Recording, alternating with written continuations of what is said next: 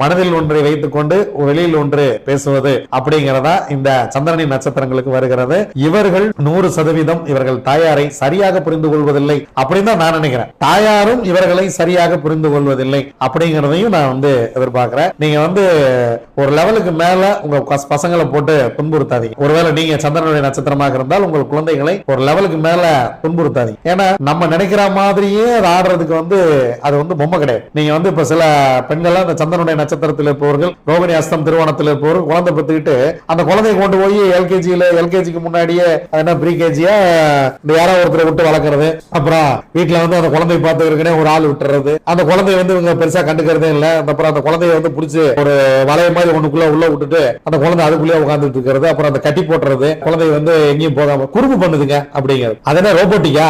குழந்தைனா குறும்பு தான் பண்ணும். அப்புறம் குழந்தை பெற்றுக்கிறீங்க, குழந்தைய பெற்றுக்க வேண்டாம்ல. குழந்தை இல்லாதவங்களை போய் கேட்டாதான் அவரோட அருமை என்னன்னு தெரியும்.